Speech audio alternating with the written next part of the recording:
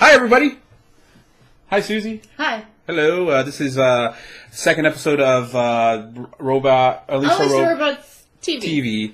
How long did it take you to come up with that name? Like 2 seconds when I was editing. It only goes to show you that we put a lot of thought and work into all this.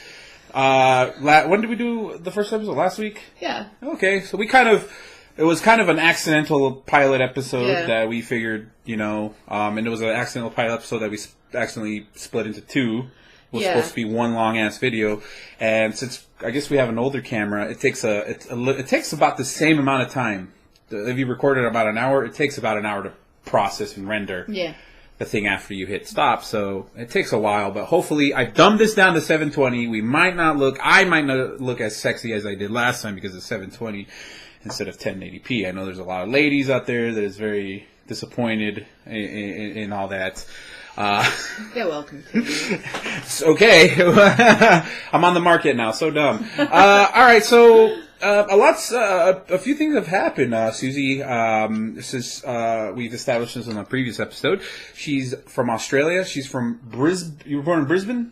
I was actually born not in Brisbane. You were born where? In Casino, New South Wales. In a casino? No, it's called Casino. Oh, I thought you were born like your mom was like playing the slot machines, and then like a baby popped out. I'm sure it happened. I'm sure it's happened with some gamblers. I'm sure. No, it's a little town called Casino. It's in New South Wales. So you're born in Casino, and grew up there. Town. Grew up there, or you I lived moved? until I was 4. And then I moved to Brisbane, which is in Queensland, which is up north. Is there an equivalent? Would you say is there an equivalent of Brisbane in the United States? Like, in what state would be Brisbane? Like, how would you describe Brisbane? Like, industrial. It's in the coast, right? It's different parts. Yeah, it's on the southeast. So if you drive 45 minutes, you'll be on the beach. So you'll drive into the water. Yeah, you'll drive into the Pacific Ocean. We were talking about this earlier, that you said that probably Australia has the best sushi. Probably. Only because you're surrounded by ocean. Like, literally, you just reach into the ocean, you pull out sushi, and you eat it. Yeah, Isn't that how you do that? Nobody prepares it. There's a Japanese guy in the ocean with a little knife. He's hired by the country of Australia. Little Asian guys are spread around the oceans of Australia, handing people sushi. Here, since we live in Arizona, it's I tell people, I just had sushi, and they're like, ugh, sushi in Arizona? Like, how? You're surrounded by like a lake, or not surrounded, but you have a lake. This is the closest body of water. So like, sushi has to travel. It comes from the ocean, travels probably a week or so, or a few days, and then we consume it. So so it's kind of weird to say, I ate sushi in the middle of the fucking desert. And it's kind of cool. It is kind of cool. I when I had sushi here, it wasn't too bad. It's good. It's good. We have all you can eat sushi now. Well, a lot of the places are doing the all you can eat sushis. They're pretty pricey, about $20 per person. Yeah. Except the one place where I love, forgot it was called. Should we do some plugs? Oriental Sushi. Hopefully we don't get sued for saying it. It was okay, and then it's like $25.99 now. And it's like, whoa! It was already kind of pricey going for 2 people for unlimited. Now they want to double that, almost like 25, 50 something bucks you're looking at. So sushi's expensive. Plus tip, drinks. So you're looking at like $1,000, like the second mortgage. I think that wasn't that the only restaurant that we did not tip? Yes, because I got some douche. I listen. I tip. I'll tip. I'm not the best tipper in the world. We tip. We all tip. We all ice cream. I'm not the best tipper in the world, but I do tip. I kind of follow. My dad is the best example of this. He'll set $4 underneath his drink. Okay. Beforehand. Okay. And that way, when he says, because seeing the waiter or waitress sees that, they give you better service. Now, as he starts seeing that the service is becoming shitty, his drink is not being filled, he slowly takes $1 away until there's literally either down to $1 or he takes it all. So that's what he does. Yeah. And my dad's old school. He's like 72 years old, and he's very old school like that. So you have to work for your tips. Australia, from what I'm understanding, what she told me, you don't have to work for tips. You actually get paid a good amount. That's why they're probably assholes over there, because they don't I don't. This is why I love it here in the US, because at least 9 times out of 10 you're going to get good service. Yeah. And you go and eat in a diner or a cafe or wherever that there's table service, because, that person's earning, fuck all money per hour. Now, fuck all means very little. For our non Australian people watching this, fuck all means very little. I should get like a cardboard thing, like a banner each week, and write an Australian. We should, what? Every episode we should do like an Australian segment, what's a good Australian word that you use over there, but we may not understand at first. Like fucking oath or fucking. Yeah. Okay, so you say fucking it. Oath. Fucking oath. I was like, what'd you just call me? Why are you saying? Okay, so what does fucking oath mean? Like fucking A. Like fucking A. Okay, so you're fucking A. Absolutely. But do you guys say fucking A over there, or it's like here you're like weapons and bitches and you hear fucking A, man. Over here it's like fucking oath. Over there it's basically like fuck. Okay, you could say that. Yeah, I said something the other day to you and you were like, what? Yeah, you say some... It doesn't happen as much now. When you first came here and I was like... came here, I'm like, oh, bonza, mate! I was like, what are you saying to me? And now, the funny thing about all this is that I listened to... You did YouTube commentary for Black Ops 2. Yeah. And it's crazy. She sounds uber Australian. I could, you could understand her, but it's hard to understand her. Now she's been in the States almost a year, and she doesn't sound as Australian. It's funny, like her accent. She's kind of, what do you call that? Kind of taking up it's got a bit of a twang. Yeah, you sprinkle a little American in there soon. So we're gonna change her. So, given about 5 or 10 years, she'll have a full American accent. But it's weird. I cannot. You speaking in an American accent, it weirds me out. And I tried. What's the word I tried to make you say the other? Water. It's the novelty of it. It's crazy. It's weird. So, we'll have a segment every week. Whenever Australia, is here, and we're on the other side. I'll have my little map in my blackboard. Yeah. Hey, we're educational as well. Shit, not a lot of channels do that. A lot of channels. If you know what I'm seeing now, it's funny. I'm seeing a lot of the gamer chicks are streamers now. With the tits out. Yeah, basically. Well, it's funny. Twitch had to restrict that now, because there was chicks who would just, they would flash their titties and play a game. Yeah. And of course, in order for that to happen, you have to donate. They have a donate option. It's like $4.99 a month. You get a special banner, whatever Twitch does. Yeah. And that's bullshit. I hate that. I think my friend Chloe, she was trying to stream some Dragon Age. Yeah. And she said how awkward it was that she seemed to be the only female that didn't have her tits out or anything else. So. Because they see how easy it is for them to... Is this why we can't get taken seriously? Basically, because my tits are hanging out, so maybe that's why. Luckily, it's cut. I cut it off right here. I stopped playing with my tits out when Connect came in. No, I'm joking. I've never. Don't lie, you did. No. It's funny because they see how easy it is to get on that and get money. Listen, guys are gonna jump on that. Okay, they're gonna see hey, I'm streaming here, but hey, you want to see me do this and this? You have to pay the subscription. To be able to access, and every fucking guy is going to do that, I always wondered where that kind of term came from, the not so serious gamer girls, and I was like, who do I need to yell at for this term? It's made my life a little bit more difficult. Yeah. I promise not to get into any type of feminist rant or anything not until we're 20 videos in or something, when people start, that 1 or 2 people start watching our videos. But it's a fine line between actual gamer chick and a, fake gamer chick that's just... The fake gamer chick. Yeah, that's what I can't remember what the fake gamer chicks was. That they, Jessica Chobot, for example, she licks a PSP, she's on TV the next fucking day, and she credits her basically starting her career as that, she and then next thing you know, she's, doing whatever the hell she's doing. Well, the only thing I want to say about this whole Gamergate thing, I kind of think that she kind of started, in a way, probably the most public instance of journalistic bias. Because she got a part in Mass Effect 3. She was she a character? No, she was just somebody who was in in kind of the bottom of the ship, yeah. I think. And it was optional to take her with you or not. Yeah. You could ask her to come aboard. But remember, she was the IGN presenter. Yeah, but was she like a reporter? I forgot what her character was in part 2. Wasn't or 3. Part 3. It was in part 3. Yeah. But when that announcement happened, I mean, she, of course, was on Cloud 9. Yeah. As you probably would be, but... It kind of, that's, I think, where the scrutiny of journalism integrity probably came into play, because they thought, well, I guess they can't really say it's a bad game if one of ours is in it. Yeah. But, so blah, blah, blah.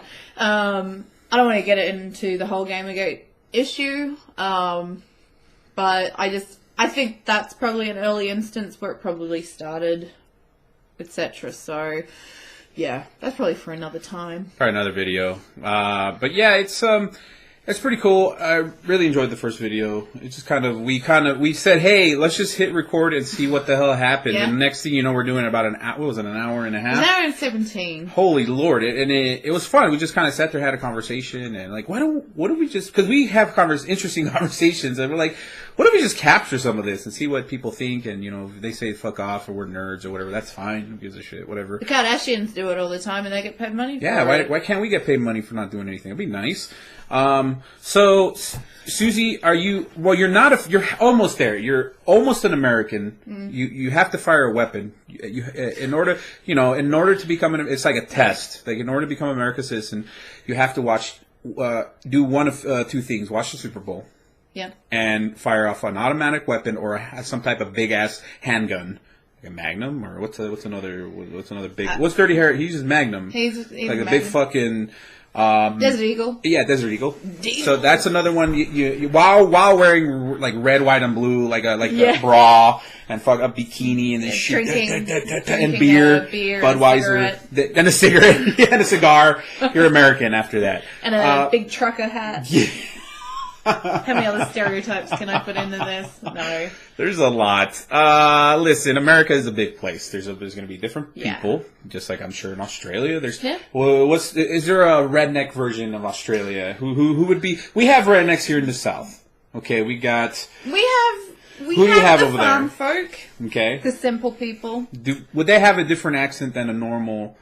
Like Australian accent, like here we have an American accent, but if you go to the South, they have a southern accent. And then you go to New York, and you got that. It's kind of similar. Boston. It's kind of similar over there. It depends where you're located over there. Like, you can kind of pick the accents of people. Like, people in Sydney sound different to people in Brisbane, and they sound different to people in Melbourne. I've noticed a lot of older Australians sound a little bit English. I've noticed that. I don't hear the very out, you or somebody I hear like Chris Hemsworth, obviously Liam Hemsworth, one of the Hemsworth brothers. When they talk, they're fucking Australian. Okay, but when I hear older people in their 60s and 70s, Hugh Jackman, I could hear the Australian come out. When he's in American, doing an American interview, he sounds Australian. But when he's on an Australian TV show doing an Australian, I can't understand what the hell they're saying. Because when you guys get together, whatever the hell, everything comes out.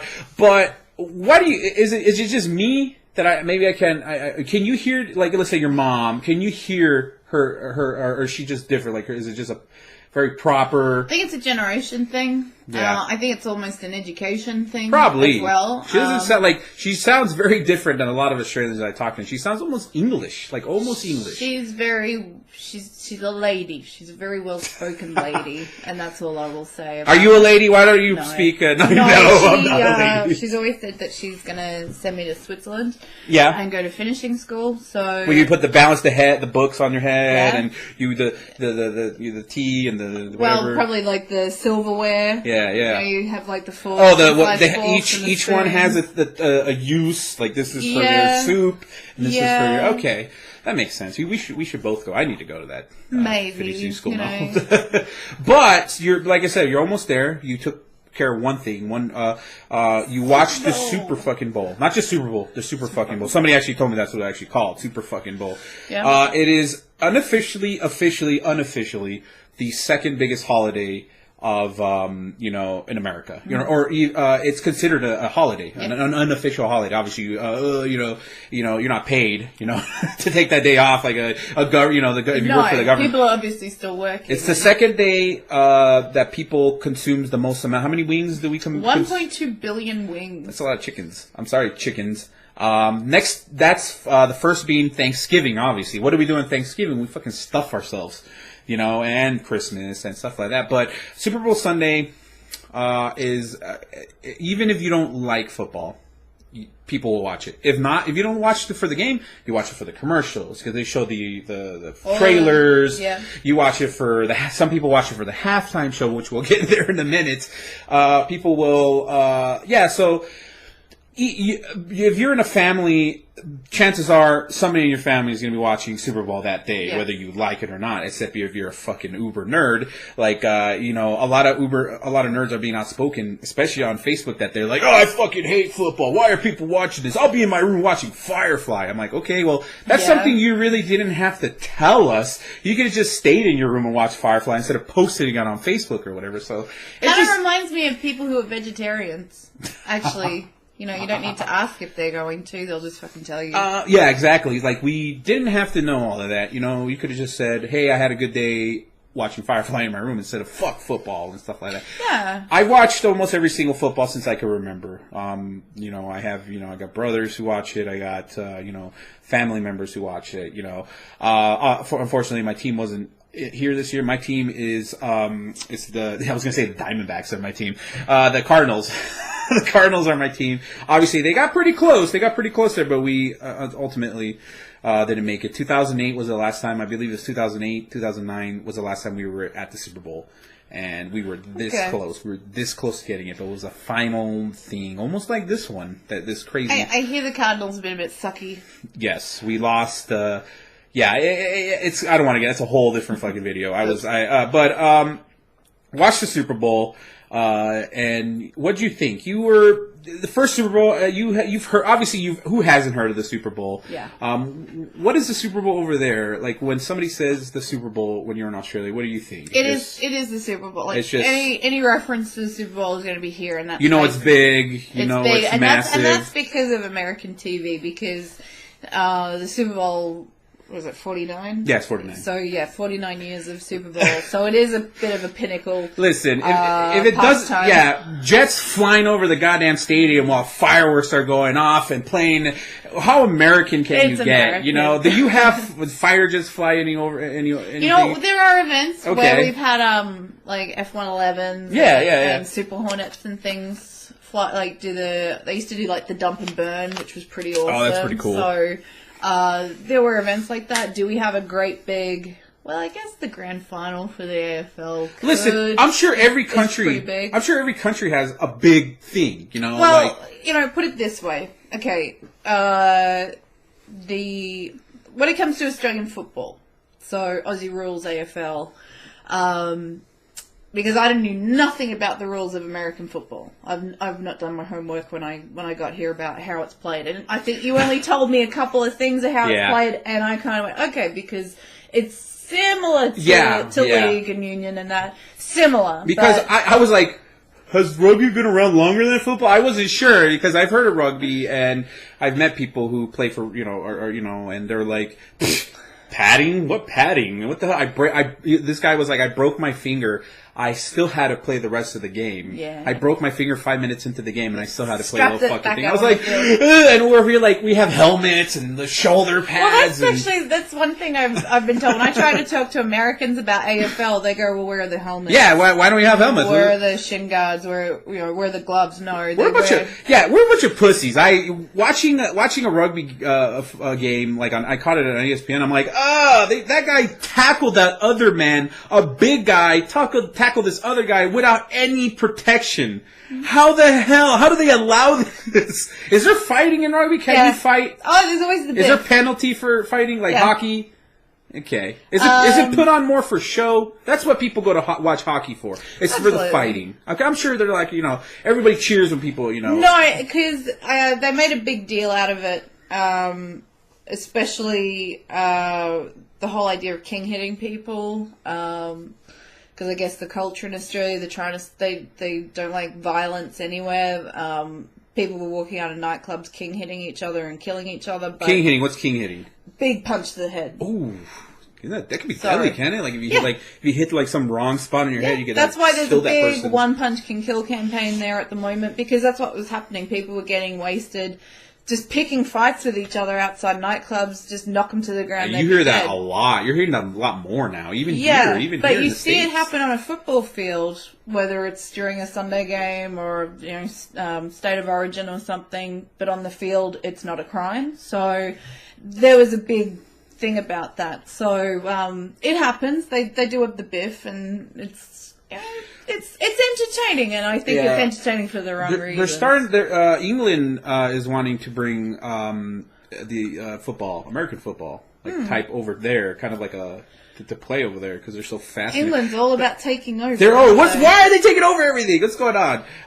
So I don't know. What'd you think when I kind of explained the game to you? It was very simple. It's simple. Technically, it's very simple. You get past that line, the down start over. You keep going until the freaking end, and in between all that, it's funny though, because you've got that line, and you've got four tackles to get to that line, and then it resets another 4 tackles, and you've basically just got to put the ball over the line, or just cross the line holding it. Do you have to put the ball down? Actually, I forgot to ask. No, you have to just kind of get in there with your body. So you don't need to put the ball down? No, you cannot slam it. The ball cannot touch the field at all. It's crazy. You have to, your body, while you're holding the ball, it's a little bit different, because in rugby league, rugby union, it's called a try. When you put the ball over the line. So that's I could be wrong, but you only get 5. Okay. Not 4, it's 5 for the whole fucking field. Now this line in the middle. Is the field bigger? Would you say? I don't know. It's probably the same. But so did you watching this game? Did you enjoy it? I did. Did you? Because listen, since it was I'm a fan. I'm not a big fan of the Patriots, but I'm like, you know what? I'll let you decide. Like if you want to, because she didn't know, she chose the Seahawks. And I was with the Patriots because you got Tom Brady. He was like the whole game. He was mopey all game. Like sad the whole game. He looks so young. Yeah, and he's what, 37? He's 37, and he bagged Bridget Moynihan, who's some actress. I forgot what she was in. She's in Blue Bloods. Oh yeah, okay. And she was on Sex and the City. She was Big's wife. There you go. So he bagged her. They separated, but she was pregnant. So it's like, she had a kid. He wasn't even there. He's a douche. But he's with Giselle Bundchen. Where's she from? Brazil. She's one of your people. Yeah, I'm actually Brazilian, guys. I didn't tell you guys. I want to warn you. It was a good game. It was especially that last 2 minutes of that game. Oh my god. No. Before we get to the 2 minutes, I like that 6 seconds. That happened, which was really actually 4 seconds. It was the Seahawks, because you get 3 timeouts during the game. You can use it whenever. You can use it, once you use it, that's it. You can't take those. So they were taking timeout, and they had 6 seconds left on the clock, and they utilized those 6 seconds well. They basically scored a touchdown, right? So it was a good first half of the game. Then we moving on to the halftime, which all I knew about the halftime was, and the cool thing, I want to talk about being in Arizona. It's awesome that Arizona is getting all this attention because everybody was here. Everybody, your pal. I was here. She was here. Her pal Ian Ziering was here. Yeah. That was awesome. Yeah. What's his name from 90210? Yeah, Steve Sanders. Or the guy from Sharknado. It was, the guy from Sharknado. No, it's actually funny because a lot of friends and people who know I moved to Arizona they're like, "Are you at the game?" It's like, no. First of all, the tickets were about $900 each. No. What, when they went on sale? When they went on sale. Because I was watching the news yesterday, they were being scalped for like 6, 7 G's. I'm good. I work for a service that drives people to and from locations, and discount cab. Yeah, discount cab. I talk in and I drive people. No, I don't. And a lot of people were telling me that, like, yeah, man, I had to buy this like in the second market or something, like the under, through some guy in an alleyway, and I paid like $1,000 for this. I kind of felt for people because they were interviewed on the news, and they were like, "Where are you from?" Michigan. Oh, I drove from LA, hoping someone had a ticket to sell. And I'm like, oh, you poor people. You're either the most desperate or... Sounds like somebody's being murdered out there, which I wouldn't doubt. I wouldn't doubt. I think they filmed The Shield in our street. The second generation The Shield, the Michael Chiklis is outside right now. Yeah. Yeah. Vic Mackey. Vic Mackey, the third, is out there. But yeah, it's... it was awesome to see everybody. Jimmy Fallon filmed the show here, which I'm sorry that you weren't here to see it, but seeing Jimmy Fallon live in the same city I'm in. That's cool, was awesome. It's cool. I never thought... Will Ferrell was here. Kevin Hart was here. Paul freaking McCartney was here, which you're not a fan of. Who else did we see? Steve Tyler was here. Mark Wahlberg was here. Wahlberg. There was that one part. It's that part of the show that every Super Bowl they show the celebrity section. But they forgot Joel McHale. Joel McHale was here. Chris Pratt. Chris Evans. Here's the thing. Anna Faris was here. George R. Martin was here with a couple of the cast members from Game of Thrones. Oh yeah. A lot of people were here, and I'm sure there was plenty more that probably didn't make themselves known. Bob Costas was here. Al Franklin. What was his name? I can't remember. But Al Michaels from basketball. Yeah, this is where it's funny because not watching American sport TV and seeing those two, and I'm like, were they in basketball? Yeah, both of them. Both of them were in basketball. And I've not seen them in anything else. Yeah. It was awesome. And of course we start the second half. We scored. And the last 2 minutes of the game, holy shit. We got the guy who caught the ball, but it fell out of his hand, but still got it with his helmet and his leg. It hit his leg, so he was able to catch. And then Rocket Man jumped over him, and he was able to. He was able to get it close to the goal as possible, but he got tackled. But here's where it got weird. This is where we thought, and whose expression, like, what expression was that? Yeah. Like that terror. Was that the Seahawks or was that it was Seahawks. It was like, oh. But I thought Seahawks were going to take it, but somehow instead of running it, they passed it. You're supposed, when you get that close to the fucking thing, you're supposed to run it. Especially if you. But it was the coach's decision to pass it, and doing that. I forgot his name. I'm bad at names. Patriots got in there and caught the ball, and that was basically it. That was basically game over. And can I just say, just going back to your comment about people who were like, "Fuck the Super Bowl, I'm going to go watch Doctor Who for 2 days." The best comment I saw from somebody who hates the Super Bowl, obviously, because they told everyone on Facebook 8 times in the day, was actually on a page commenting about how did you guys like the Super Bowl, and it was a matter of, well, I didn't care for the Super Bowl. I hate sports. I hate football. But even I knew that was a dumb move, and someone should lose their job for it.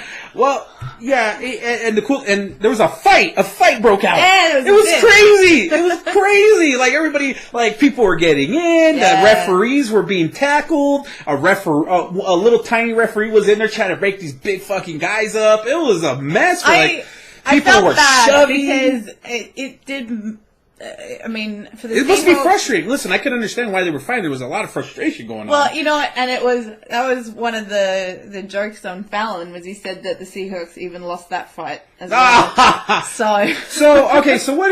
Okay, I'm going to talk about the halftime show because we have to talk about the halftime show. What did you think of American football? Watching it, it was fun. It was just a lot. It's a lot that goes on. It would have been fun to have been at the game. I can see why going to a game was a lot of fun. Yeah. Because I used to go to a lot of AFL games back in Australia, so that energy and having a capacity of 72,000. You go to a game of AFL. There's 44,000 people. Wow. Just on a Saturday night. Yeah. It's not Super Bowl. Yeah. It's just Saturday and there's two teams just playing. a normal Saturday. So I can only imagine the roar of the crowd just being there, and it would have been awesome. It was a great game. And freaking loved it. Tom Brady got a fucking truck. 2015 something. I think it was a Colorado. Oh my Chevy Colorado. He's like, and then who tweeted? Here's the thing about this is another thing I like. It goes Super Bowl commercials and the internet. That's what I love about Super Bowl Sundays, because Twitter erupts in some of the funniest things. People work fast. Yeah. I don't know. They get on there in the photoshops in seconds, and they do these crazy things. And what did they say about Tom Brady and his landscape? Oh, Tom Brady's got a new car and he's going to give it to his landscaper. Which I thought was funny. But, no, the tweets that came through were hilarious, particularly in that last 20 seconds, because a few other people all commented about how in that one moment it was, woo, no, yeah, no, and it was all at that one moment, so you could see where people were going. It was really exciting. It was probably one of the more exciting Super Bowls that I've seen. That you're the last minute, you're like, what's gonna happen? And then the fighting, that's just awesome. But halftime, obviously we knew Katy Perry because she held a freaking press conference. Who the hell does this? She held a press conference, what she was going to do, but she did not tell us who her guests were going to be. There's, they usually bring people on to sing with them and stuff like that. And so she came on. First of all, she's riding what is she riding? An elephant? Well, this mechanical. You see these guys at the bottom, kind of controlling the legs. She's moving through the field. And Eye of the Tiger, whatever the hell. I'm not good with her. Yeah, the roar, whatever. And now. When does she get on the star? Is that at the end? Okay, so she gets on a medley of all her crap. All her songs, all the California Girls, and all of a sudden, all the songs that basically take away from all the classics. Yeah. Where she basically gets sued by the Beach Boys and everything else because Yeah, so I'm not a fan. All of a sudden, 1999 came out, like the year 1999 broke out because Missy fucking Elliott bust out out of nowhere. Do you have any clue about this? No. I didn't have any clue about this. Missy fucking Elliott still looks great. Entourage. Still looks great since 10 years ago. Remember, she was a big girl in the 90s. It was funny to see her rap. And then she kind of lost weight in the early 2000s, and then she still looks good. She's 40 something. Looks good. It was what song was she playing? Work It. Oh my god! It brought back so much awesome memories. Katy Perry's still there trying to sing along with her, and I'm thinking, Missy Elliott stole the fucking show. I love the 2 or 3 minutes she was on the stage. In my opinion, she did a better job with Katy Perry riding a goddamn elephant. A lion, Voltron. She was like, she was whatever she was doing, summoning the fucking thing, Zorgon, or whatever the heck that thing is called. And Missy Elliott did a bang up job in those 2 to 3 minutes she was on stage, because I was like, I love their music. That's probably one of the few rap stars that I kind of really dig their music, because she does really, and her music videos are awesome. I liked Missy Elliott. I mean, for me, growing up being the metalhead, but into Missy Elliott. Particularly at a time where kids were all into Ja Rule and Nelly and all that shit, and I'm listening to Missy Elliott. I listened to the music, but I never liked those guys. I like DMX. I really liked. I know a lot of people. I don't know if you like DMX. I like I liked Coolio. I like Coolio. I like these weird. I like Snow, the Canadian bastard. I thought he was. I didn't know he was white. Whatever. But yeah, he's totally white. He's Canadian. I didn't know he was Canadian. But you know what? She was different to everything else I listened to. Because people looked at my CD collection and they were like, okay, you got Pantera, you got your Metallica, you've got your Faith No More, bit of Swedish death metal, and Missy Elliott and Cypress Hill. Cypress Hill is cool. I really do. But they were the pioneers of it, and Missy Elliott, she's a performer, she's a songwriter, she's a producer. She's a lot of behind the scenes work, and I think she's made a lot of stars who they are today. Yeah, that's true, because like Missy, the one thing I really like about Missy Elliott is her music videos. They're out there. They're trippy. Yeah, they're cool. Some of them they're cool. They're trippy. They're very different, and she's been doing this ever since she started. You know, in the mid '90s or whatever. And and she hasn't released something in a long. It's been about almost 10 years since she's done something. She's probably been behind the scenes and anything, but it was cool to see. I hope with that sparks another something, another maybe another album. I hope there's a return. If there was a time here is what she did it. Do you see Twitter feed, Facebook? Oh my God, Missy Elliott, I missed her. Where the hell? That was so random. It upstaged Katy Perry, I think, in a big way. Oh hell yeah! Who else made an appearance? Was that it? Lenny Kravitz. For like a second. Who sang? I Kissed a Girl. I kiss, and it's like a guy singing that, and it's like, I'll admit that song is hilarious when a guy sings it. Is it? Yeah, I sort of like it or whatever, and I don't know. Lenny Kravitz is okay. I'm not really a massive fan of his. He has some good music. I like Lenny Kravitz before he was Lenny. No, I like Lenny Kravitz in the Hunger Games. He's in the Hunger Games. Really? Yeah, he's in all. He plays one of my favorite albums is Mama Said. Okay. And that was 93? Yeah. 90. He wouldn't have Listen, I'm not saying he's a shit. Listen, if somebody has multiple Grammys, just like Missy Elliott has a shit ton of Grammys for, I forgot which album, I'm sure for several of her albums. But, what am I to say? I don't like her, but she has like 30 Grammys or whatever. But you go from Mama Said to... No, that's the same. I Want to Fly Away, That's why I don't like Lenny Kravitz, because that Fly Away song... I used to work American Woman, both songs. I used to work at a movie theater, and we have the stupid lobby music, and that's all it would play on loop every 20 minutes, every 30 minutes. As soon as I would hear the guitar riff at the beginning, I'm like, ugh. And then that freaking Enrique Iglesias song. Which one's the son? Is it Enrique? Like Baila Mos or something from the Wild Wild West soundtrack. The Will Smith version. He did I was like, I hate this song, and it's on loop all goddamn day. I hate this. Back in Brisbane, there's a union playing field called Ballymore. I used to sing that to that all the time. Sing that. Yeah. Dumb. The whole thing with the star, and then the meme, or whatever they call that, the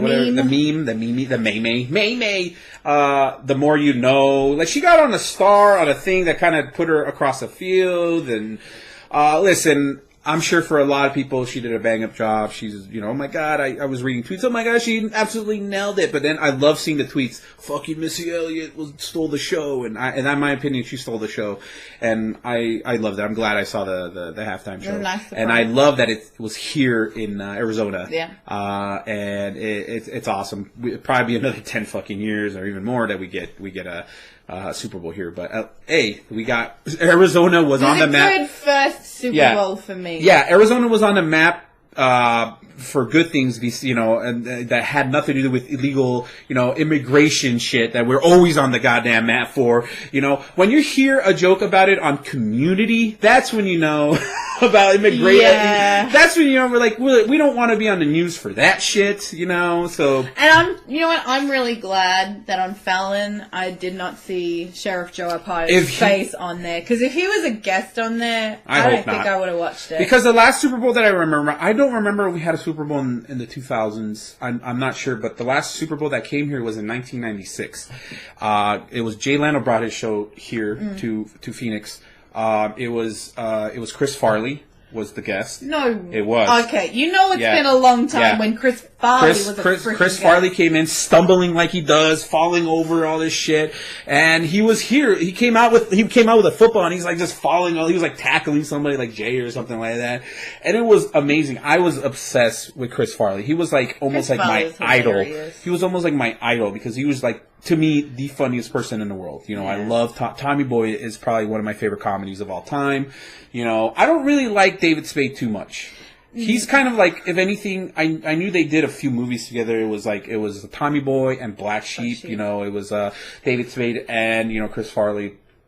And I wish he would have, you know, I can only imagine how he would have been today if he wouldn't have died. He was already becoming big at that time, and unfortunately, I don't know, he OD'd on, was it heroin? It was a heart attack. He OD'd. Really? Yeah, he OD'd. I thought it was just he was died of a heart attack. But he was a big guy, though. He was a really big guy.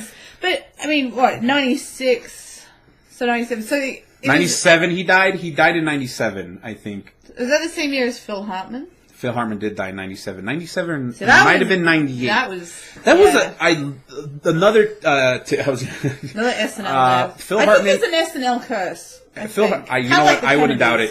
Phil Hartman is probably one of my favorite cast members ever. He did Frank Sinatra flawlessly. Oh, didn't he? Oh my God, I love when he did Frank Sinatra. And he does some of the voiceovers in for the commercials that were on SNL. Schmidt's Gay and shit like that. And they were my golden years at SNL. It sucks because Phil Hartman was shot by his crazy wife, and that was just sad, you know. And Chris Farley just died. It reminded Chris Farley basically went on the path kind of like Belushi did. Kind of died in a hotel room, you know. But the difference is Robin Williams like had left, you know, was like partying with him back when they were like Robin Williams deep in like coke. He's like, you know, that's why he was always like, you know, it's like it's ridiculous. But yeah, I kind of see it. That's a curse, you know, and you know it's crazy. But you know, Chris Farley, probably one of the funniest guys. He had recorded all the voices for Shrek. He was Shrek, and then they got Mike Myers because a lot of people don't, the animation, they could do the voice, they could do the voices first, and then they animate it around the voices is what they do. They don't do the animation and then the voices. Really? Yeah, it's crazy. So that's why I always wondered about that. That's why Mike Myers came in. Probably he was replaced by Mike Myers, and Chris Farley was just doing Chris Farley. Not like a Scottish accent. Mike Myers brought that with him and added a Scottish accent to Shrek. So it would have been different to imagine Shrek with just the Chris Farley talk and stuff like that. I don't know how it would have been. I kind of like Shrek with a Scottish accent, but it would have been interesting to. I don't know if I could listen to Shrek as Matt Foley. Down by the. I need to get the license plate cover. What did it say? My other car is. Down by the river. Oh my God, that's great. But it's sad because his last movie was a movie with Matthew Perry called Almost Heroes or something where they're I don't know, they're in the 1800s or probably they're traveling or discovering something or whatever. They're kind of like a Was it straight to video? No, it was in theaters because I went to see it. It was bad. It was a bad movie. And you want to know something? It was directed by Michael Moore. Yeah, Michael Moore directed some movies. A lot of people don't know this. He actually directed actual movies before he kind of did the whole documentary thing. Michael Moore directed that one. He actually directed John Candy's last movie called Canadian Bacon. This guy's got a fucking. I know he's probably cursed. Well. He's a douche. Can I actually? No, I need to know because I think a lot of people really hate Michael Moore. Yeah. Really hate him. Yeah. Are you one of those people? I like one of his documentaries, which is I forgot the one about George Bush. I forgot the name. I've not seen that. That one kind of made me kind of like, maybe George Bush isn't, but George Bush was a shitty president. Anyways, I don't want to get all political here. Oh, I'm not asking about politics. But he did his documentary on gun control for Bowling for Columbine. Bowling for Columbine, I think, was amazing. Was good. Listen, I honestly think. But some of his views are fucking out there. I think he's a bit of a lunatic, but I think his heart's in the right place. Listen, yes, and the first thing I was introduced with Michael Moore was when he had a TV show. I think. Or it was like he had a segment on a TV show. It wasn't a movie. I only caught it because it was on cable, and my brother's like, you have to watch this. I was like 10. And that was when he took all the people with the voice boxes to all the smoking companies. Oh. And he said, and they would come in, they'd have, they'd like, and basically say you had no warnings. And this was back when those lawsuits started up with, the cigarettes in the 50s had no warnings. And he took them to sing Christmas carols at all the, like Philip Morris and things like that. It was pretty cool. So that was my introduction to Michael Moore. I thought, this guy's pretty, he's cool. He's a pest, but he's the right kind of pest. He makes some interesting points sometimes. Now, his views and his rants sometimes on Twitter are like, this guy, maybe he's not all there. And I don't know. The whole American Sniper thing, I hope when we see it. I have no idea. I definitely want to do I think I want to do a video review of American Sniper because I do want to see it. If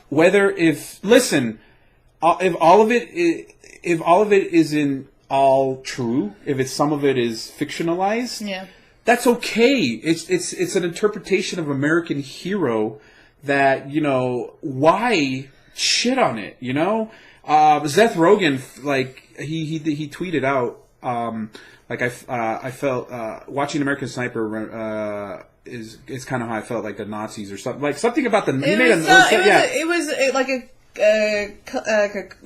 comparison to the Nazis and propaganda. And Dean Cain tweeted back at him, "It's like, hey, if I ever see you on the street, I'm going to punch you in the face. How dare you?" And plus, Seth Rogen's a Canadian. I don't know, whatever. I like Seth Rogen, but I like funny. Dean Cain more. So yeah, Dean Cain's awesome. Dean Cain, I saw him at Phoenix Comic Con a couple of years ago. Shit. Down to fucking earth guy, man. He was all surprised. The whole room was filled. If I ever met him, I would say you are the first man I put on my wall. Down to earth guy. 6. Yeah, he doesn't look. He's about 40 something. He doesn't look old. He looks pretty good for his age. But he wasn't in those big hall, those hall H's or whatever that big halls at Phoenix Comic Con for the megastars. He was kind of in a medium sized room, and he was like, wow. He was shocked that the whole room was filled.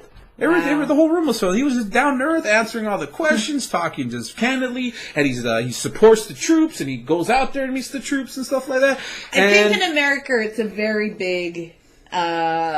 It's either a thorn in your side or it's something you're very proud of. Yeah. Where it comes to military. Yeah. So, I'm not used to that. Yeah. It's not really like that in Australia. But I can't say much because I haven't read the book and I haven't seen the movie. I've heard of him. I've heard it sucks how the way he went trying to help somebody, but we don't know how these people are when they come back. He probably snapped, something happened. Listen, I'm not saying the guy is good. Look, he probably deserves to be in jail or whatever. I don't know if he's dead. I don't remember. But you are having a film directed by a man who spoke to a chair. True. So plus he's like 80 something years old. Yeah. So, but if he's still making movies, not even Hitchcock was making movies. He was slowing down. He was kind of like, he was very slow in his 70s.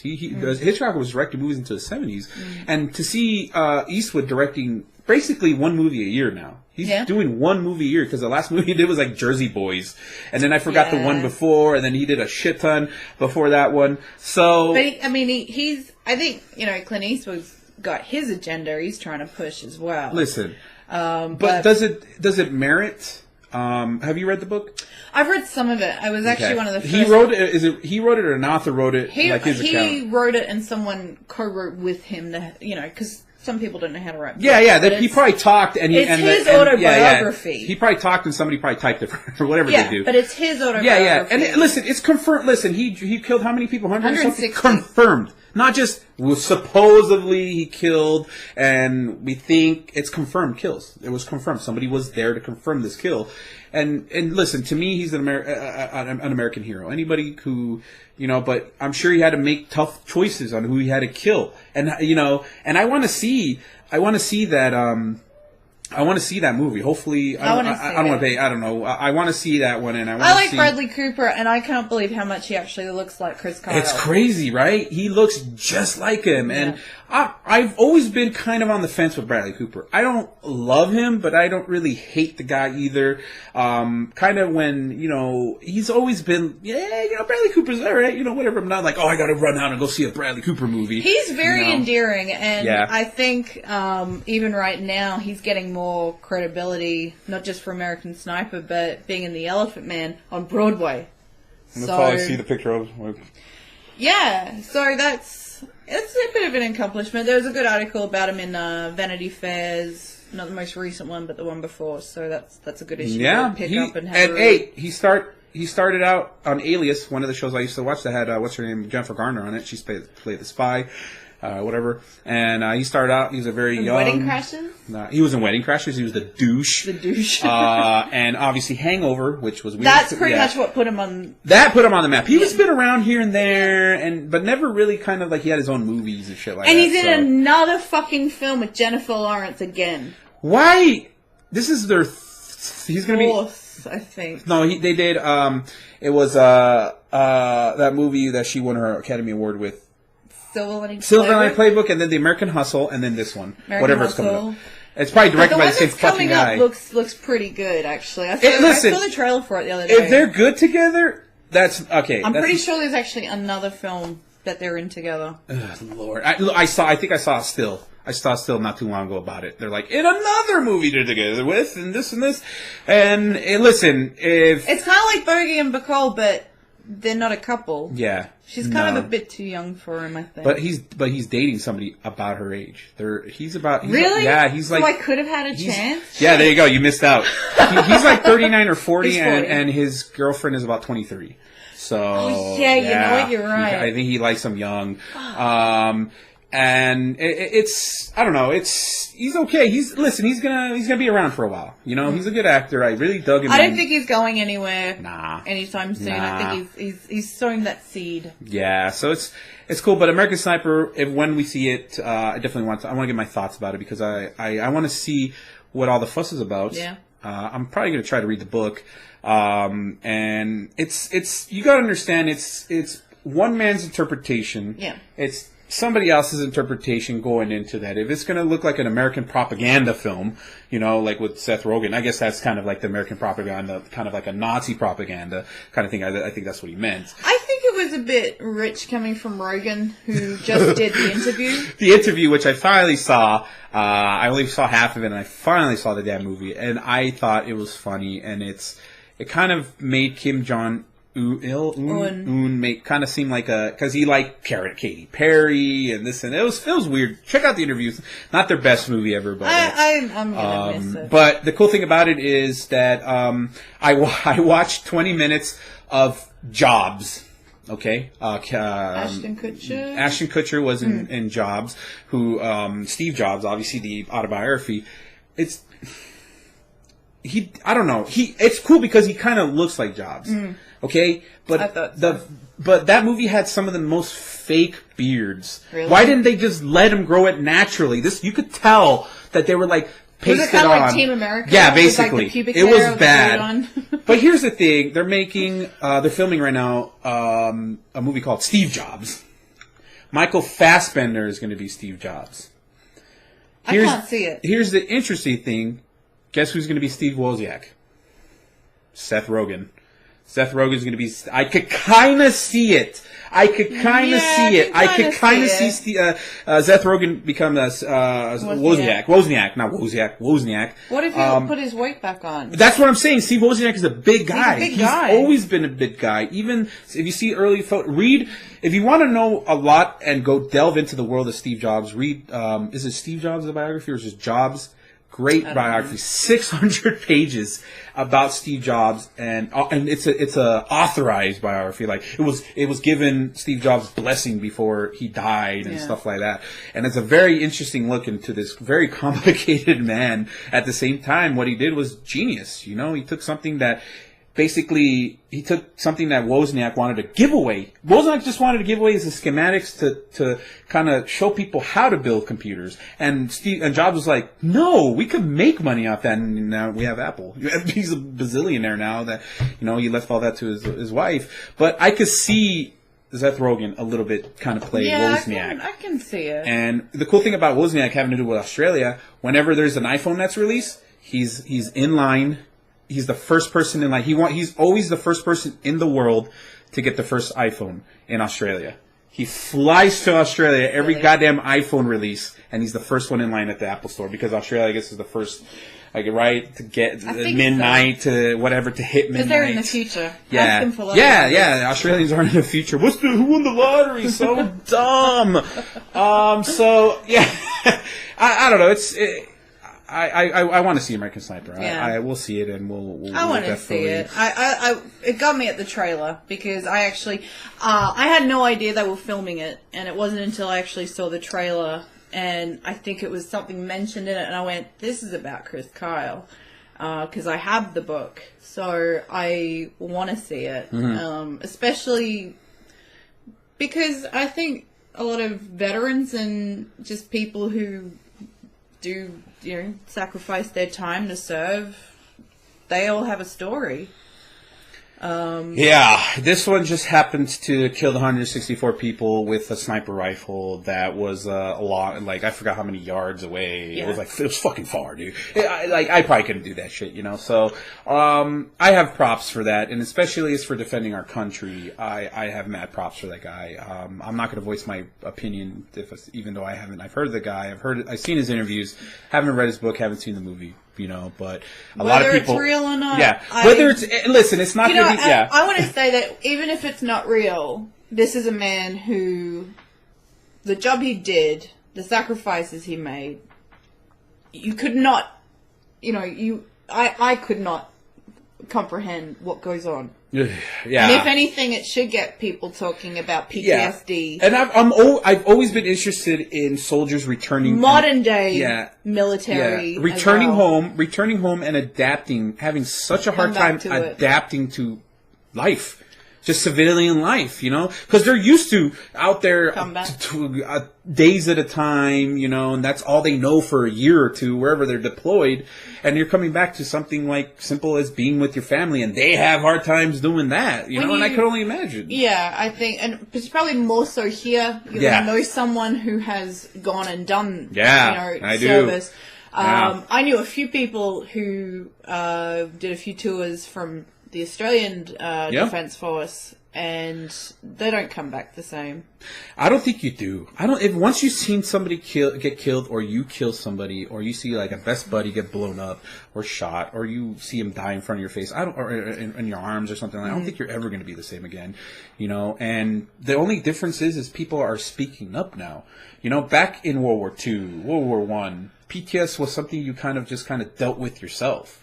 Wasn't really known, like it is now. I know my grandfather spent months kind of institutionalized when he came back. Probably. And he was, he was in the Air Force, but he flew with the Americans in World War II. But he spent months, and he was a very, very broken man. I can only imagine, and I like some of those documentaries. I don't like it, but it's very fascinating. Very fascinating to watch. And you know what? Netflix, perfect example. Go on Netflix, type in war or something. You'll find the History Channel. The History Channel. Just type in, you'll find a lot of movies. Just with some documentaries on the History Channel, and I was thinking about this the other day. I think one of the best narration voices is David Duchovny. I remember watching a war documentary years ago, and he was narrating it, and it was fantastic. Yeah. But one thing I want to say that is relevant is the last week was the 70th anniversary at Auschwitz, and a lot of people went back, and I would recommend reading anything about the people who went. These are people in their 80s, 90s. Basically, towards the end of their lives. This is the last time they're going to do it. They do it every 10 years. So the 70th anniversary just happened. So you know what? I probably would want to go back to where the worst experience of my life would be, just to see how it is now, you know. They were saying, from what I was reading, that they were bringing their children with them. Yeah, their grandchildren, their children, to see what the hell they went through. Yeah. I think that's a good experience. Yeah, staring at the furnaces, looking at the fence and saying, you know, at this point, you know, the train line's there, and saying this was the last time I saw my mother. Imagine telling your children, like, I saw my mom going into the whatever they were burning. This is where the guards broke us up. Yeah, they separated my mom and my dad. The smoke. Oh, God. So, if anything, regardless of American Sniper propaganda, there's something very real that's not propaganda and a bit of perspective, I think. So yeah, watch Schindler's List. You know, I don't know have you seen the movie or not? You know what? I have not seen Schindler's List. It came out in 93. I saw that. I remember my family went to see it. I stayed home because I was only 7, so no. It was oh man! They all came back crying. It was for me. My mom allowed me to see because she thought it would be educational, which it was. That was probably one of the first times I ever cried and got really emotional during the movie, because just to see all these people, what they went through. And I remember that a lot of schools were allowing schools to show this to the kids. It's one of those movies that belong in classrooms, you know. Yeah. Obviously, I think the sex scenes were edited out and stuff like that, because I don't think you want to show kids. But it's a fantastic movie to show your kid. My oldest brother saw it like late at night, I guess, with friends, and my mum told me years later that the night he saw it, he came back. I was asleep in bed, and he came into my room and just held me. Yeah. Because the only color in the film is a little girl. It's the little girl, which basically which was a kind of Oscar Schindler's. Like, he would see that little girl in the streets while this mayhem is happening, and then seeing her body, which was color, which was red, being dumped on top of a pile of other bodies, and that basically was his. Well, I was basically told I reminded him of that little girl at that, because I was 7. And she just said he came in the room and just held on to me. So it's interesting because it was a symbol, obviously, of what changed Oscar Schindler's mind, and Oscar Schindler, a German, saved I don't know how many Jews. He saved generations that now have, you know, had more children, obviously, and that one man, you know, saved all that. So it's a fascinating story, you know. And he didn't have to keep him alive, but that little girl. It's like that. It just something. Changed them, and it's just a fascinating. It's one of the great. Listen, I know a lot of people haven't seen Schindler's List, or maybe think it's 3 hours. It's 3 hours long. It's a long film. Rafe Rafe's fine. He plays a really crazy, nasty bad guy. I forgot his name, but he's bad. Oh my God. And that's probably one that kind of brought him kind of into kind of everybody knows him. And then now, he got cast for Shakespeare in Love or whatever. Oh no, that was Joseph. That was his brother. The one that not a lot of people knows about. But yeah, so it's pretty interesting. But we should. We're just gonna do every video. We're gonna talk about serious topics now, and touchy feely. No, but it's relevant to the times at the moment. So I don't want to. It is. I mean, we sprung that off of American Sniper. Just how things affect, how people are affected by a lot of things, you know. But I do want to talk about something a little bit lighter, on a lighter note. I explained this, Susie. Now, I was fascinated. I had one of these in 1991, I believe, I got one of these in 1991 or 1992. The first night. This is how obsessed with it. I would take. I had Tetris on it. Obviously, this has Kirby's Pinball Land. But all the Game Boys came with Tetris. I wanted Tetris bad. It came with if I'm not mistaken, it came with like a little one. It's like a headphone, like only one earbud that you could put on there, so you could play it. The first night I bought this, I'm like, I gotta go pee, because I was sitting playing it so long, but I'm taking this with me to go pee. I was sitting there peeing, and I dropped it in the fucking toilet. My first night. No. I'm kidding. It worked. It still worked. I don't know how. It's still water. No, I flushed it. But then I was like, oh fuck, and I dropped it in the toilet. Put it up. You are not taking that to the toilet. Oh, and it worked. for several more years after that. That's how, and these are the type. This is the of brick. I've dropped this on my foot before, and I've injured myself. So look how thick this bad boy is.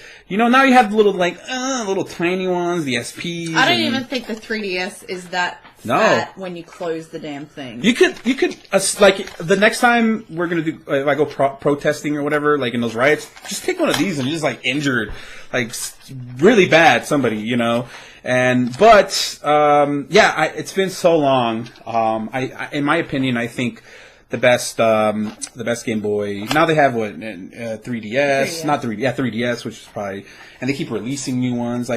Do they make them better graphically, or they just keep releasing the new ones with different bodies? They just keep releasing new ones with different bodies. Why not? You know what the weird thing is with my 3DS? The games I have on there are the old. It's running as an emulator. I have Dr. Mario on there. I have. Now, is that something you did illegally, or just you could just download it? No, it was from the Nintendo store. So you can download it on an emulator. Is that what it is? Yeah, okay. Well, the games will play on there, and you download them from the Nintendo store. I could not play anything new. There's nothing other than Animal Crossing. There is nothing I relate to on 3DS. I don't know if this is going to zoom, but this is Kirby's Pinball Land, which I have yet to play. It's probably not going to zoom. Memories of injuring myself and dropping this in the toilet once, and Well, we before that I actually got that as a secondhand hand-me-down. Yeah. But what I used to have was what was it called? I had Donkey Kong and the orange. What was it? Sit and Play. What were they called? The ones that had the flip. And they had the screen on top, and they're kind of like the DS style. Yeah, the ones that you just put back, right? It's just kind of like it's just the one game. Yeah, the little boop, boop, boop. Yep, I remember those. I can't remember exactly what it was called, but is it the ones that had the painted background and then the digital whatever would show up? Yeah. We had the Donkey Kong one and the orange and the silver front bit. Those must have been so cheap to make, man. They would, I reckon they would have been. And I found it probably mid-90s, and I was trying to play it, beat my top score, get on the hook, there, and then the next level starts. And my older brother found me playing it. He's like, "Oh, I haven't seen that in years. Give me that." And so, of course, there he goes.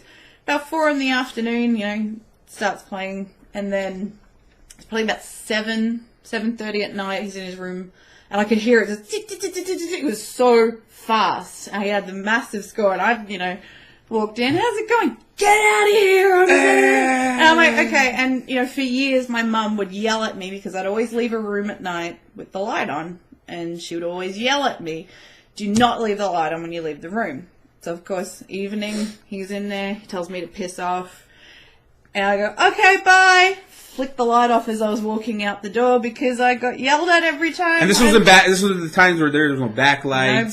You needed You had to be under a goddamn lamp to see this. The most blood curdling scream because I have a brother. So, whoops. I still feel bad. I don't. You know what? How did we do it in the 90s? We didn't have text. You just did it. We didn't have text messaging. We didn't have Twitter in 1995. We didn't have Instagram. We didn't have MySpace. We had consoles, but they had very limited save points. I had a Sega Genesis. I had a Super Nintendo. I was one of the idiots that got a Sega Saturn over a PlayStation, thinking the PlayStation is not going to last. Now, what's this? It's on a CD. When I go to Blockbuster and there's 2 sections worth of PlayStation games and one little corner of Sega Saturn games, that's when I started thinking to myself, okay, maybe I should check out this PlayStation. The only reasons I was able to get these consoles is I would go down to Walmart and put them on layaway. I would put $20 a week, my allowance, into these goddamn systems. That's where the times have changed because everyone right now, I don't know anyone who saves up for anything anymore. Yeah, I mean, if people are I think getting an allowance is cool. It's good. Teach your kids to save or whatever the hell, or earn their way, but yeah, I would save my allowance and I would go deposit, have my mom give me a ride to Walmart, deposit $20 a week, and sure enough, after 3 months, I get my PlayStation, got it, opened it up. I thought it was the best thing ever. Playing Final Fantasy VII on the PlayStation changed my view on video games after that. Final Fantasy, that made it. I made that the standard on every video game from now on. And some met it, some didn't. So I don't know if it's a good thing. Final Fantasy VII was the first game that I truly was in awe. I fell in love with. The story was amazing. So PlayStation, I would not have experienced that if I would have stuck with Sega Saturn.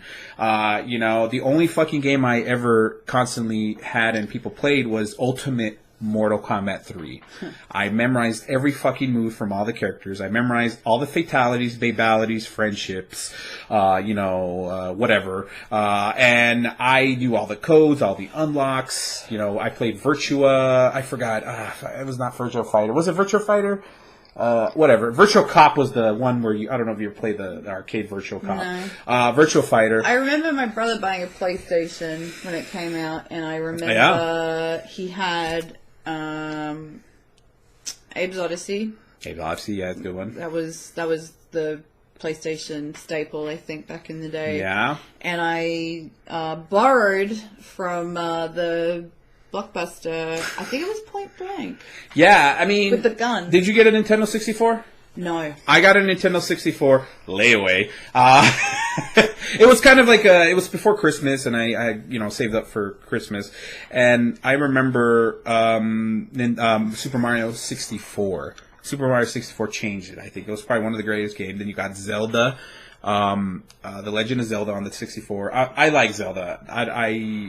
I haven't played a Zelda game I've in a never long played time. a Zelda game ever. It's cool. Like the Majora Mask I didn't really like. But you had Star Fox, which was the first game to introduce the Rumble Pack that you had to put batteries on it and connect to the bottom of your... My friend had it. And it was the first... that. One of the first... I don't know if I could be wrong.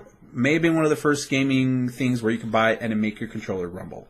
It was basically a different adapter. Cool thing about it is that it came with Star Fox. You didn't have to buy it separately. It came the cool. Rumble control came with Star Fox, and that was one of the first games to start utilizing. Obviously, games after that was started. It was very revolutionary. It might have been 97, but you gotta understand, as a kid, like a 15, 16-year-old, we're like, whoa, bro, whoa. Just like that license plate we saw. Whoa, bro. We saw a fucking license plate. Whoa, bro. If you watch our show, you're a douche. Total douche. So, I don't know. Gaming, I feel like we could do a whole video on gaming, because, I experienced gaming as a young age. I think that was, as a way to keep me entertained, because I used to go out and cause trouble and just take off sometimes. So I think my mom thought, maybe I should get this kid a Nintendo, in 1990. And that's right. I just kind of was glued to the damn TV. She didn't have to worry about me. I don't know if that's a good thing or bad thing. So ever since then, I fell in love with video games. I think it was because my dad had a computer in the 80s. You know what? It would have been awesome to mess around with computers at that age. And I think it was a 186, 286 playing Flight Simulator in 4 colors. I was 2-3 years old watching him play that, and then he got me, into platformers of the time that ran in DOS. So that was it for me, basically. So the video game I bought was Street Fighter 2. I bought it for the PC. This was in 1997, and this is when it was 6 hard disks or whatever. You had to install it, and then please insert hard 2 of 6. 2 of 6, and you install it and install it, and it took forever. I'm we couldn't figure it out. 1.44 meg on a disc. Now a Blu-ray could hold how many? 50 gigs, sometimes even more. It's dual layered, so they could hold probably a shit ton more. So Wolfenstein 3D, every episode fits on 1 floppy disk. I could only imagine. Just like Halo, all the games could fit on 1 disc on the Halo Master Chief Edition. Master Chef Edition. The Master Chef Cookie Mama Edition. Gordon Ramsay's there. It's maxed the CD. All the games are on it, but when you get home, you have to download 20 extra more gigs to download the rest of the game. Gordon Ramsay for Spartan. He's yelling, "Yeah, this is cooked." But yeah, gaming is awesome. I like gaming. Gaming has always been fun. So with that, I want to introduce our first ever unboxing. of Dragon Age Inquisition. There's a weird story. I've owned Dragon Age before, but we got it again. I really don't want to go into that. Yeah, so we're gonna unbox it. This is how do you feel? Have you ever unboxed something? I don't want to stab. Sorry, I don't want to stab anybody. So I don't want to stab it. I know. You think people have been injured unboxing stuff? Probably. On videos and stuff, like. And then they send it to America's Funniest Home Videos. And then we get 100,000. And people laugh at it. 100,000. So I'm first just ever gonna unboxing. say, why is people injuring themselves funny? Because we're American. This is America. We thrive, and it makes us feel better. Other people are being hit in the groin or whatever. Dragon Age Inquisition. I've already unboxed. I've already played the hell out of this game, but I haven't finished it yet. And this deserves at least 3 or 4 playthroughs because so many decisions you make change the path of the game. Here's the back. I really want to get close to it because that's all the characters that you can recruit. Every single character you see there are optional, and you could go get them. A couple of them here that you have to get as part of the story, but you don't have to get all of them. I have recruited all of them because I'm a crazy bastard. You can't see this, but the amount of space required on your hard drive on the Xbox One is 60 gigs. That's huge. That's huge. 60 gigs of free space. I can get 2 days of Xbox Live. Yay! Here's the disc. Dragon Age! Ooh, that's kind of clear. Dragon Age Inquisition. I had 2 choices. I could get the deluxe edition for $9 more. That gives me a couple items and I think a mount. I could get a mount, whatever. Or pay normal price and get just the game. And I love this game. This is a great bang for your buck. Bang for your buck because there's so much to do.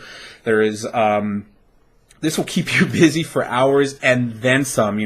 I haven't fully explored this game, and I played 55 hours. I've not fully explored, and there's areas that I left out. There's at least 10 more areas that I could go do, and the characters are awesome. The story are pretty cool. The graphics are pretty awesome. You played a bit of it. I played a little bit of it. So this one, and go out and get it if you're thinking of buying it. It's a good investment, and you'll have a good time, I think. So I think that's going to do it for this one. Yeah. This is a good episode. We covered everything. We sort of. I think we'll probably remember as soon as we hit stop. Not We're everything. I forgot to Not talk about everything because we talk a lot. We don't tangent. plan this. I don't know if I don't know if planning it makes it a little bit more boring. It's like our baby. We don't plan it. We don't plan it. We don't have a baby. Not yet. So we don't like this show. We don't plan this. You okay? Yeah. You stepped on something. No, I just wheeled my hand into the table. Good Lord. I handle it like a pro, though. Yeah. If we start planning them, I don't know. We kind of just hit record and see what happens, and and an hour and a half later or an hour-ish later, we're still talking. So yeah, I can't tell you what we're going to talk about next time because I don't know what the fuck we're doing. Who knows what happens next week. And yeah, so we'll keep this weekly. We'll keep doing it. If you guys like what we're doing, please comment. If you don't like what we're doing, please tell us what we could improve on. Yep. Don't be a douche about it. They'll be like, well, you're fucking ugly and this and this and this. You're fat or you're a nerd. Or I'm like, well, fuck off. Go harass somebody else's channel. We're not doing this. If nobody's watching it, I really, it's okay. I have fun. And we got a webcam for cheap.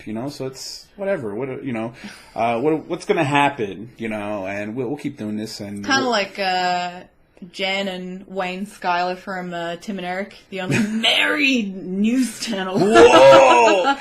Have you seen videos like that with a couple that married? No, I haven't seen that. Especially because I've always seen because usually the guy is more into video games and then the wife is. She's not in the video because she's not into all that. But, we have similar interests. You like video games. I like video games, comic books, and stuff like that. So it's an interesting combo. I think it's a cool combo to do, because we all have, memories and stuff like that, too. Childhood memories. Same generation. Same generation, even though I'm 10 years older than you. 3 years? 2 years? 3 years. 3 years. I'm older. I'm in my 30s. She's still in her 20s for the next... year or two, whatever. 340 days or something like that. So I'm an old bastard. She's still young. I'm tired. I have to be in bed by 9 p.m., have my prune juice, and have Madlock on the TV, so there you go. Or Murder, She Wrote. Which one do you prefer? But I like... Or Columbo. I like prune juice and Columbo. Columbo. So... I want to do I love Columbo. I used to watch that with my mom in the early 90s. And we were so fascinated. And our biggest question was... a couple questions. A, is he married?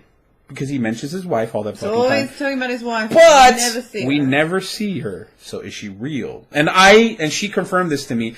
My mom always said, "Hey, I think he has a glass eye." He has a glass eye. And I'm like, wait, the real actor or Columbo? And she always said, no, Peter Falk has a glass eye. I was like, that's not true. And then one of the funniest lines ever said in The Nanny was that when you watch Columbo, you spend the first 20 minutes finding out what happens. You spend the next hour figuring out which one is the glass eye. Because you can't tell. That probably was the funniest thing. You can't tell. That's why I would always I can't tell. I can't tell which one is his fake eye. But I love Frank Columbo, right?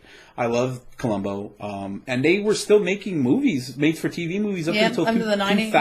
2000s. They were making that TV, the movie of the week was Columbo. And he died... Not too long ago. And he was awesome in The Princess Bride with Ben. Was it Ben Savage? I forgot. It's Fred Savage. Sorry. From Which Savage? The Fred Savage, the older Savage. Bunch of savages. Well, yeah. Well, there's the guy from Boy Meets Girl or Boy Meets World, which was, and then Topanga and stuff. So that was Ben Savage. Fred Savage was from the Wonder Years. Ben Savage is from Boy Meets World, which is I love that show. And then we were talking about it. California Dreaming. California Dreams, sorry. Yeah. Why did I say California Dreaming? Because that's a song by the Mamas and the Papas. I thought, you know what? Okay, that's fine. But California Dreams is, I used to watch the shit out of that in the 90s. They were a band or something. They used to perform live and their music. If you remember California Dreams, you're awesome. And I think I want to do one shot of that, just talking about that. I love the characters. But, alright guys, so until next time, let us know what you think. Second episode, it's not, it's alright. We're gonna party. We're gonna have strobe lights next time and fog machines. What do you think? And then we're gonna get you on a platform and in a star. Yeah. Shoot you across the screen in a star. Okay. And we'll see. And I'll be Missy Elliott. So wait a minute. That's awkward. All right, guys. Until next time. Bye.